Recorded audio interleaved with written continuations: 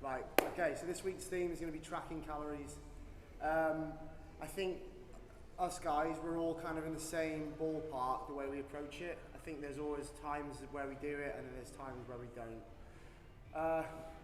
I think if there's any kind of like body transformation goal or composition goal, usually what we're going to have to look at doing with people or ourselves is have some period of tracking food on MyFitnessPal, which is the most popular app that we use. I think the most important thing to remember about that though is we always have periods of time when we think we should do it, but it's also important to know that there always has to be an exit strategy out of it, because realistically, me, myself and gym members and even just normal people, I wouldn't want them to be tracking calories all of the time. It's just a short-term method, not long-term. So in the past you've tracked calories?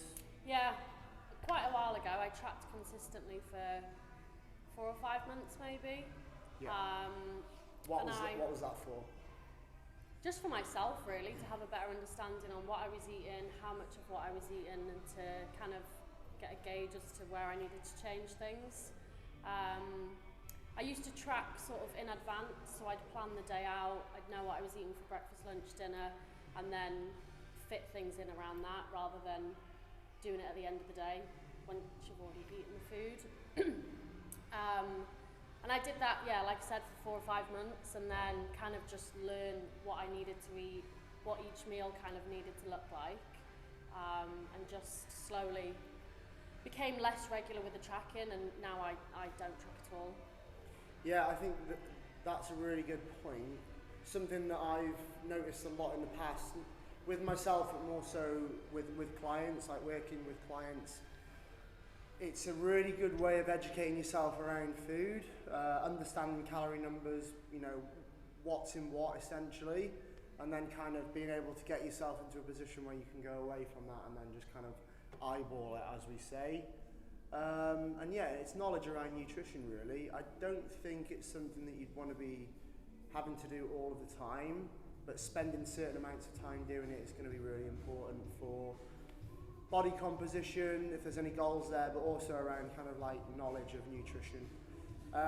Most of the things that we see are going to be fat loss with most of our clients, and really tracking calories is going to be one of the easiest ways to achieve that, because it's just going to make it really easy for you to measure calories in versus calories out, which we know is like the hidden secret to fat loss. So it's simple when it's spoken like that, but however, sometimes actually doing it is not as simple.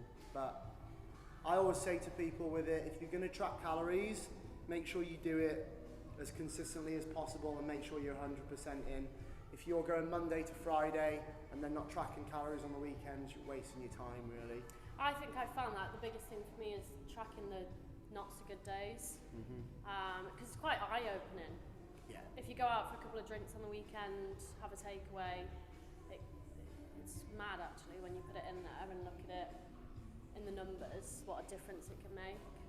Yeah, I think there's been times as well when I've tracked, it's almost quite accepting as well, like when you do track the stuff that maybe shouldn't be on there. We shouldn't say good or bad foods, but sometimes there's been times where I've had a weekend where I might have been off a little bit and I'll just track it and it's like, right, it's done, it's down, I know my numbers, and then you might look to manipulate your numbers throughout the week to accommodate for that.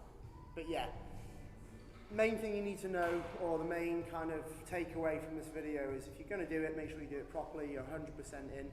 But then also just make sure you've got an exit strategy from it. Like how long are you going to do it for, why are you doing it, and then what are you looking to get out of it. If you know that, you're going to have a way better experience with it all.